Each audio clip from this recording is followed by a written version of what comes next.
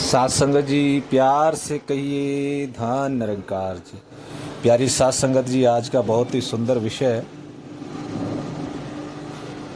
कि अक्सर हम साथ संगत कुछ ऐसे बैंक्स में या कुछ ऐसी जगहों पर जाते हैं जहाँ पर ये लिखा होता है और लगे भी होते कैमरे की, आप सीसीटीवी कैमरे की देख रेख में हैं। तो साथ संगत दास का यही ध्यान बन रहा कि ब्रह्म ज्ञान से पूर्व तो मुझे ये आभास नहीं था, मुझे इस कैमरे का एहसास नहीं था। दास जिस कैमरे की बात कर रहा है वो निरंकार प्रभु परमात्मा है कि सत्संगत अब हम इसकी देख रेख में हैं। ये चैतन्यता ब्रह्मज्ञानी संत हमेशा रखता है सत्संगत कि ये प्रभु परमात्मा अब हमें देख रहा है। अब मैं जो भी काम करूंगा वो इसकी देख रेख में हो रहा है। और सत्संगत जब ये एहसास मन के अंदर रहेगा तो सत्संगत हम देखेंगे कि कोई भी गलत काम हो नहीं सकता। कोई भी काम सत्संगत इससे छिपकर नहीं किया जा सकता। वो सत्संगत हमने अक्सर वो एक कहानी सुनी है कि एक दो बच्चे थे, वो दोनों को एक एक फल दिया गया और कहा गया कि आप ऐसी जगह पर जाकर के ये फल खाओ कि जहां आपको कोई ना देख रहा हो। तो एक तो बच्चा गया और वहां जाकर के कहीं छिप गया कमरे में, कहीं अपने आप को छिपा लिया सत्संगत और खा करके आ गया।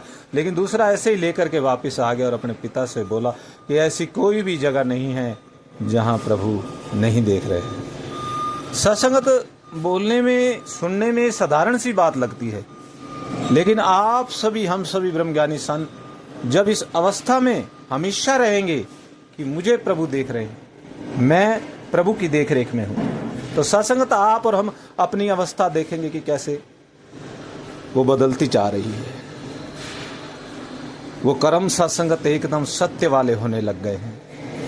सत्संगत यही तो बदलाव ब्रह्म ज्ञान के बाद आया कि उससे पूर्व तो मुझे एहसास ही नहीं था प्रभु कहाँ हैं, मुझे देख रहे हैं नहीं देख रहे हैं भी नहीं है, कहाँ है, या मृत्यु के बाद कहीं शरीर छोड़ने के बाद कहीं मिलेंगे।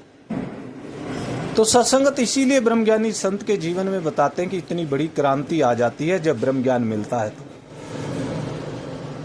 खुश होता है मेरे आसपास जिसके अंदर मैं चल रहा हूं, मेरे चारों तरफ एहसास हो जाता है उसको। और ब्रह्म ज्ञान से पूर्व सत्संगत पता ही नहीं होता। तो सत्संगत जी, हम सभी बड़े भागों वाले हैं।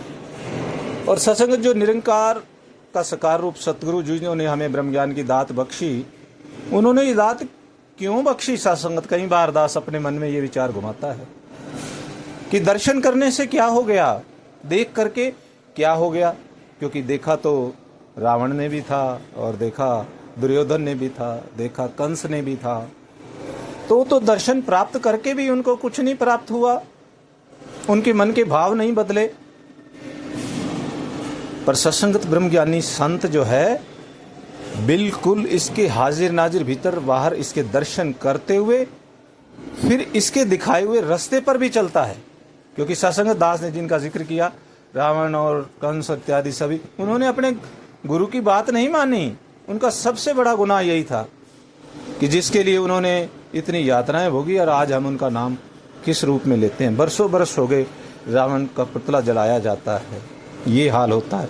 कोई एक बार मरता है, कोई कितने वर्षों हो गए, आज भी उनका उस रूप में हम सभी देखते हैं। और सत्संगत जिन भक्तों ने ब्रह्म का ज्ञान लेकर के, इसका एहसास करके इस प्रभु परमात्मा साकार सतगुरु की मान ली सत्संगत, उनके नाम आज तक अमर हो गए। वो भक्त प्रहलाद हैं, ध्रुव हैं, माँ शबरी है, कबीरदास जी है, मीरा जी हैं, कितने महात्माओं के आज हम जिक्र कर रहे हैं।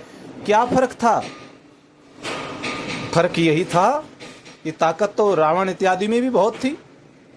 अब इनके पास कौन सी ताकत थी? सत्संगत उनके पास कौन सी ताकत थी? इनके पास सत्य की ताकत थी, उनके पास अपनी मैं रूपी, जिसका जिक्र ऐसे भी आता है कि मन मत डुबोए गुरु मत तारे, ए मन चलना तो गुरु के सहारे।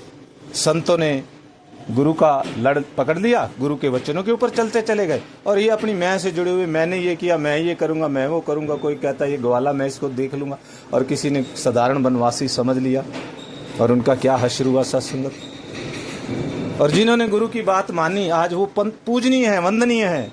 और जो इसके इस एहसास में रहे कि हम इसकी देख रेख में हैं। भक्त ध्रुव के ऊपर, प्रहलाद के ऊपर और भी जितने भक्त महात्माओं पर यातनाएं आई वो एकदम उनको कोई